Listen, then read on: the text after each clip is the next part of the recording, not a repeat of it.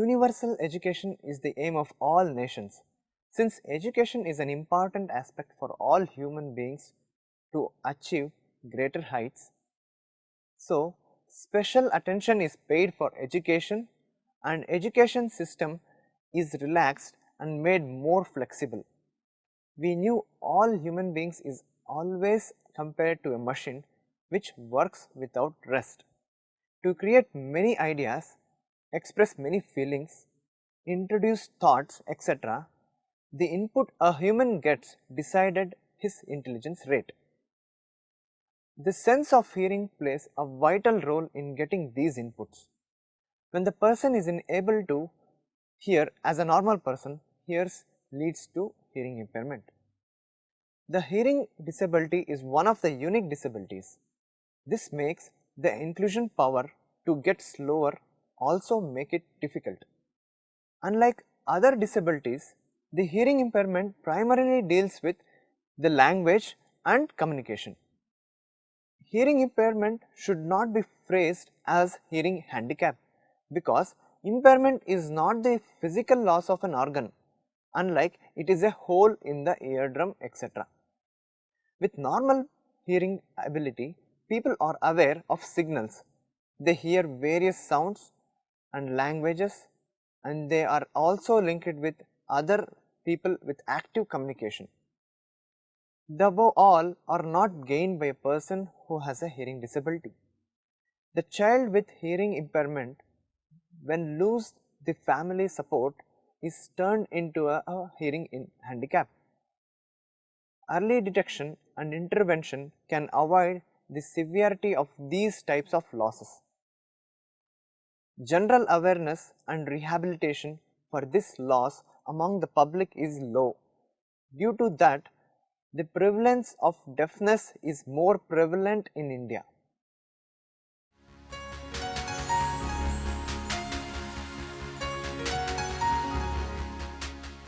Deafness is defined as hearing impairment that is so severe that the child is impaired in processing linguistic information through hearing, with or without amplification. Thus, deafness may be viewed as a condition that prevents an individual from receiving sound in most of its forms. On the other hand, a child with hearing loss can generally respond to auditory stimuli, including speech.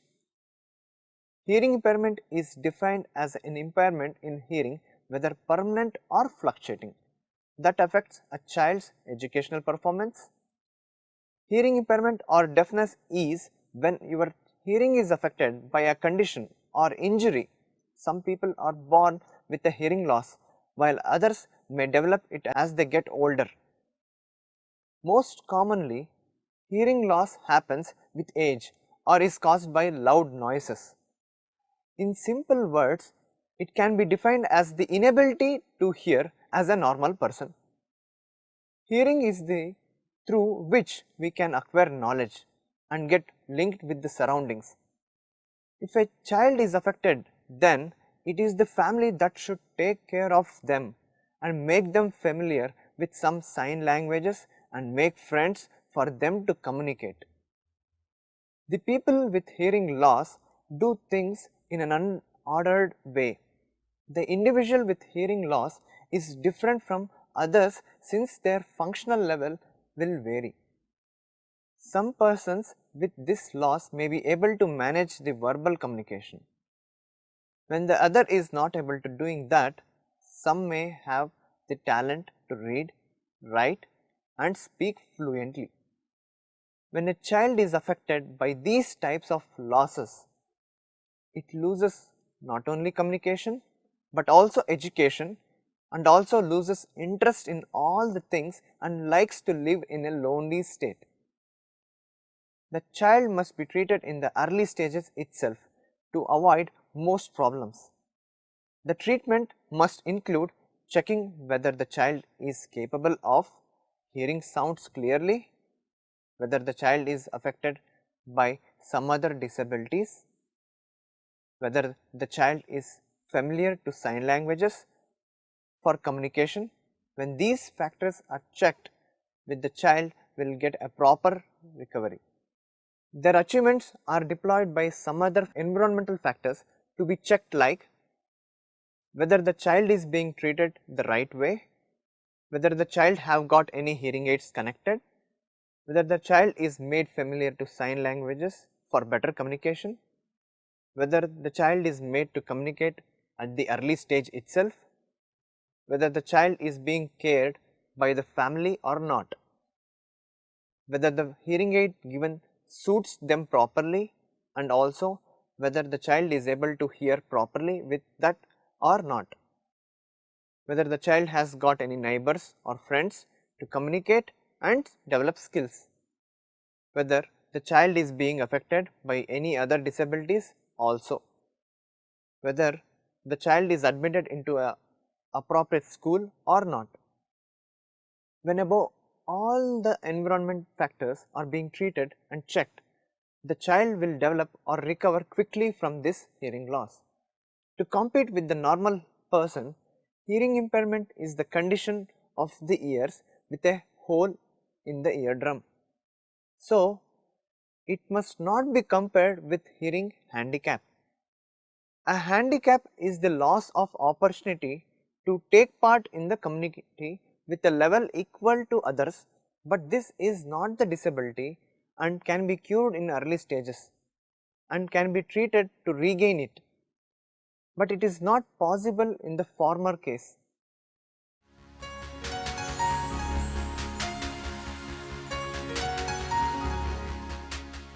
Hearing loss is the inability to hear. It may be partial or total. There are some diagnoses that help in determining hearing impairment, which is measured in decibels. Now, due to advancement in technology, nothing is impossible. Many are getting cured, also prevent it from being severe. There are many factors that cause hearing loss. The major causes are age. Hearing loss is a natural consequence of getting older. The hearing ability worsens from our 30s or 40s and onwards, and when we reach our 80s, more than half will suffer from significant hearing loss. Despite that, more than half of all hearing impaired people are of working age. It is the normal state that increases in age cause hearing loss of high frequency sounds. It may be due to illness, continuous exposure to noise, and too much of toxins.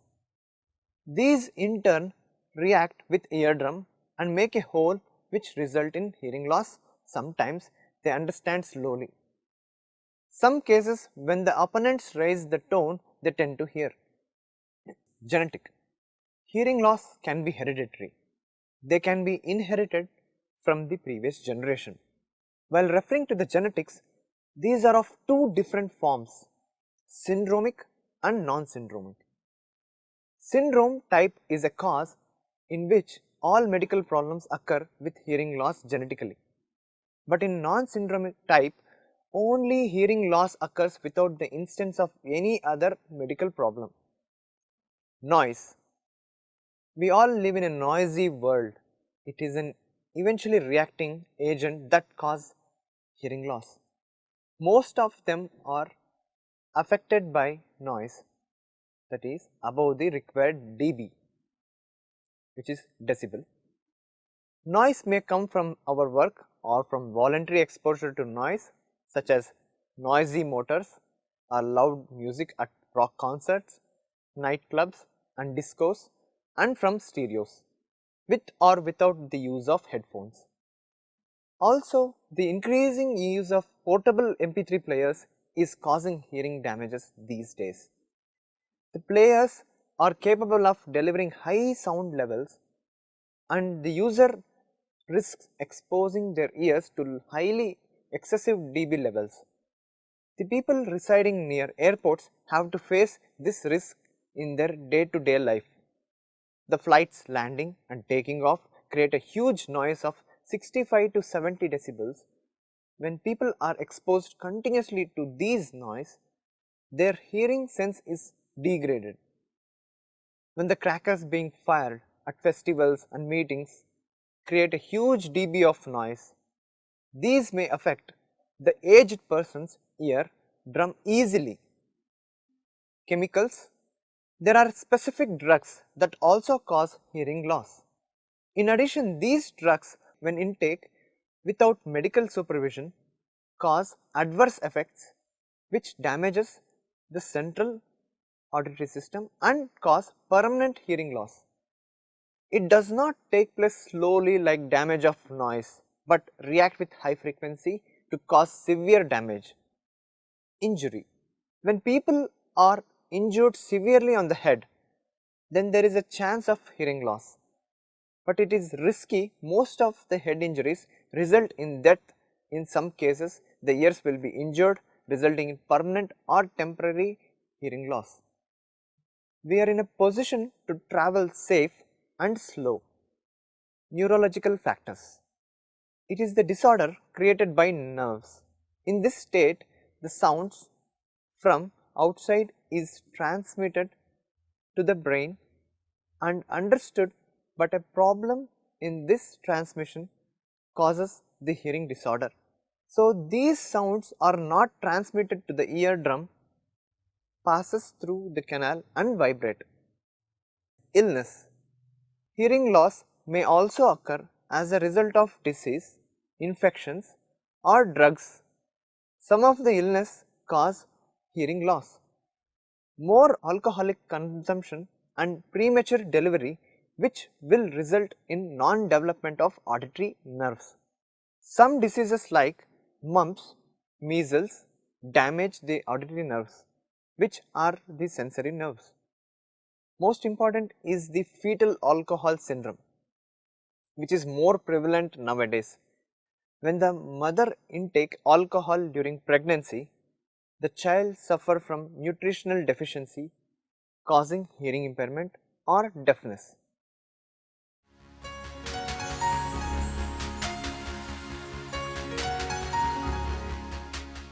Variations in causes, onset, degree and type of hearing loss as well as family and educational situations result in a widely diverse hearing impaired population.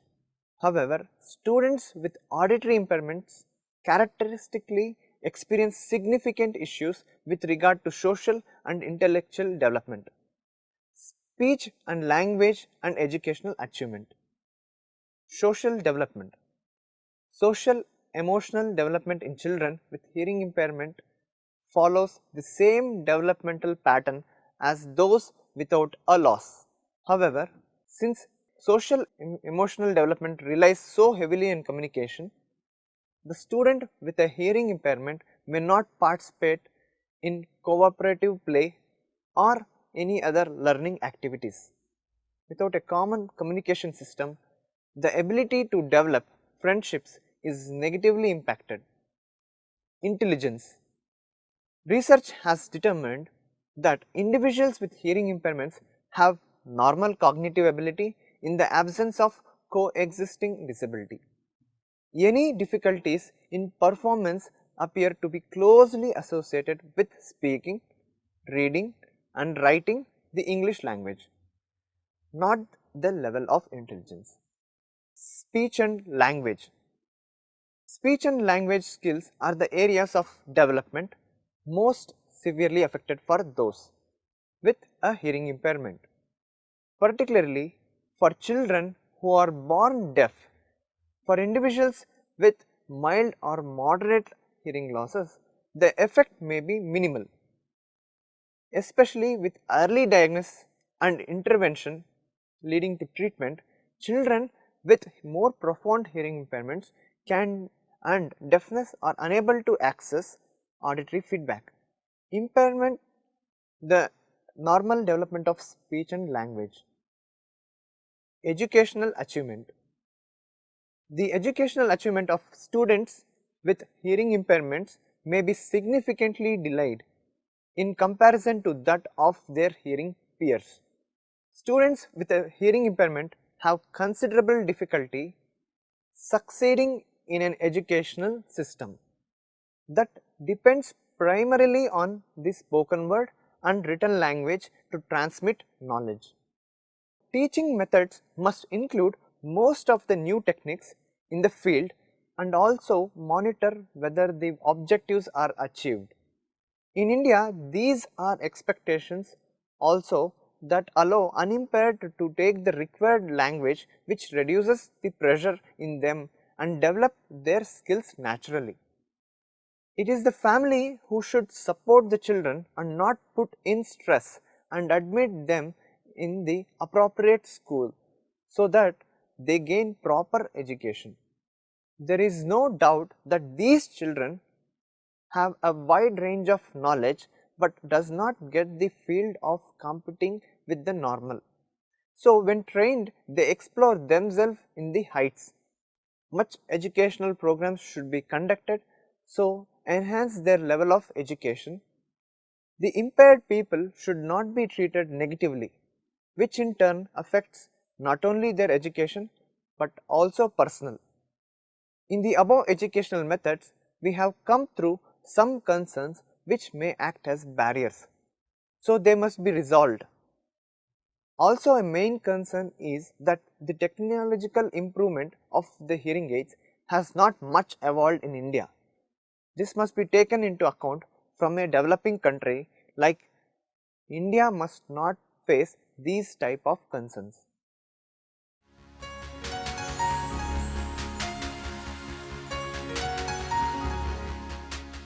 Students with auditory impairments are provided with a special educational services by a variety of professionals. These include the following specifically trained individuals. Audiologists are professionals who diagnose, treat and manage individuals with hearing impairment. Teachers of the hearing impaired are specially trained educators who provide educational support to the student, the family and other educators. The speech language specialist or a therapist provides treatment for speech and language disorders. Interpreters have specially trained individuals who relay the student anything that is said in the class by employing communicational processes such as repetition, sign language, finger spelling, body language and verbal expression. Children who are hearing impaired will find it more difficult than children who have normal hearing to learn vocabulary, grammar, word order, expressions and other aspects of verbal communication. For children who are deaf or have severe hearing losses, early consistent and conscious use of visible communication modes such as sign language, finger spelling and cued speech under amplification and or oral training can help reduce this language delay. By the age of 4 or 5, most children who are deaf are enrolled in school on a full day basis and practice special work on communication and language development. It is important for teachers and other professionals to work together to teach the child to use his or her residual hearing to the maximum extent possible. Even if the preferred means of communication is some type of visible communication, since the great majority of deaf children, approximately over 90%, are born to hearing parents, programs should provide instruction for parents on the implications of deafness within the family. Other specific strategies and services include regular speech, language and auditory training from a specialist, the use of amplification systems, the services of an interpreter for those students who use one or more communication modes, favorable seating in the class to facilitate speech reading, captioned films or videos, the assistance of a note taker who takes written notes so that student with hearing impairment or loss can fully attend to instruction from the teacher and peers in alternative communication methods such as sign language. People with hearing loss use oral or manual means of communication or a combination of two. Oral communication includes speech, speech reading and the use of residual hearing. It uses the oral methods of communication. It considers the listening and speaking as the prime mode of communication. By using the hearing aids and by the training given to the child is trained in listening to the language. When this listening training becomes successful by the children, teachers and parents collectively, the child is able to develop its speaking skills. These listening and speaking skills help the children to learn the school subjects. Manual communication involves sign language, finger spelling and or cute speech. Total communication as a method of instruction is a combination of the oral method plus sign language, finger spelling and cute speech. It is the combination of listening and speaking mode and forms the primary mode of communication. Sign system is also used with oral mode. Speech reading is generally used as a support system.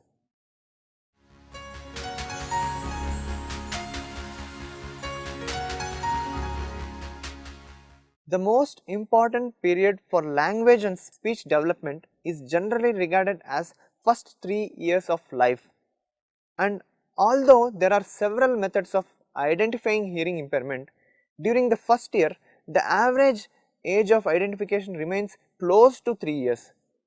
Lesser degrees of hearing loss may go undetected even longer. The result is that for many hearing impaired infants and young children, much of the crucial period for language and speech learning is lost. There is a general agreement that hearing impairment should be considered recognized as early in life as possible, so that the remediation process can take full advantage of the plasticity of the developing sensory systems, so that the child can enjoy normal social development. Audiologists are among a team of hearing healthcare professionals who work to identify and assess disorders of hearing and balance in both pediatric and adult populations. If hearing loss is identified as impacting the patient's life, the audiologist can also recommend, select and fit appropriate amplification. Additional assessments may also be needed to find out if the patient is a cochlear implant candidate or could help through other hearing assistive technology devices. Assistive technology devices can also be called as HAT. Identification of hearing loss has never been easier than it is now. Patient populations of all ages and developmental levels can be tested subjectively or objectively to provide information about the function of their auditory system. Specialized testing for difficult to test populations has become more widely accepted and is able to perform safely and easily. Some or all of the following tests may be performed to assess our auditory system. Pure tone audiometry. It is the key hearing test used to identify hearing threshold levels of an individual, enabling determination of the degree, type and configuration of the hearing loss. PTA is a subjective behavioral measurement of hearing threshold as it relies on patient response to pure tone stimuli. Therefore, PTA is used on adults and children old enough to cooperate with the test procedure. PTA only measures thresholds rather than aspects of hearing such as sound localization. However, there are benefits of using PTA over other forms of hearing test such as click audiometry brainstem response. PTA provides ear specific thresholds and uses frequency specific pure tones to give place specific responses so that the configuration of hearing loss can be identified. Speech audiometry. Speech audiometry has become a fundamental tool in hearing loss assessment. In addition with pure tone audiometry, it can aid in determining the degree and type of hearing loss, speech audiometry also provides information regarding discomfort or tolerance to speech stimuli and information on word recognition abilities. In addition, information gained by speech audiometry can help determine proper gain and maximum output of hearing aids and other amplifying devices for patients with significant hearing losses and help assess how well they hear in noise. Speech audiometry also facilitates audiological rehabilitation management. Autoacoustic emissions. Autoacoustic emissions are acoustic signal generated by the normal inner ear either in the absence of acoustic stimulation or in response to acoustic stimulation or electrical stimulation. Acoustically evoked autoacoustic emission testing allows the audiologist to understand how the outer hair cells of your inner ear are working. There are three types of autoacoustic emission testing. One is spontaneous measurements, transient autoacoustic emissions and distortion product. Auditory brainstem response testing. Auditory brainstem responses can be used to screen for hearing impairment in newborns. Since ABRs do not require voluntary response and can be done without a sedation. This screening test is highly sensitive. Nearly all children born with significant congenital hearing defects could be detected in the newborn nursing cares using ABRs and can be referred for further evaluations. Since ABR screening and follow-up are expensive and require trained personnel, this method has been applied principally to newborns that are at high risk for hearing impairment. Newer automated ABR technology and innovative analysis schemes may diminish costs. Hearing in noise testing. It is used to measure the person's ability to hear speech in silence and in noisy situations. During the test, the patient uses both ears together to repeat sentences. They repeat the sentences in noise and also in quiet situations. This test is for three groups. The first group is normal hearing and mild loss people, and the second is the peace officers with hearing impairment. The third is hearing aid users. Thus, the above tests are performed to identify the hearing loss persons.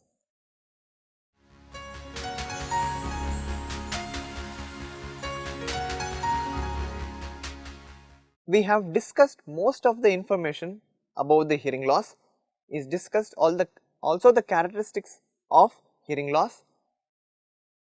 It is found that in most of the hearing impairment cases, the deafness are preventable. Many preventive measures are there like improper immunization and listening to low density voices and allows less noise in the ears. Listening to less noise is an important preventive measure. Children should be advised in childhood itself to have less exposure to loud noise. Huge consumption of alcohol during pregnancy also will affect the ears. Since education only takes a man to greater heights, this education may be affected by this type of losses. The government has formulated many rules for educating the hearing impaired individuals. This is news to welcome and also again an education. The schools are also responsible in checking their children periodically, which will avoid the later stage of hearing loss, and loss can be cured in the early stages itself. So, all the techniques must be clearly studied and must be employed so that hearing loss could be cleared in early stages before reaching deaf stage. Recognition of the problems in early stage will always lower their effect of greater density. There are some managing techniques like using hearing aids that help to increase the sound but only at the time of use. Wireless devices that are the new invention but they are not completely successful yet. Cochlear implants help to improve hearing in both ears All the above helps the people only to improve hearing but not cure losses, so preventive measures must be taken.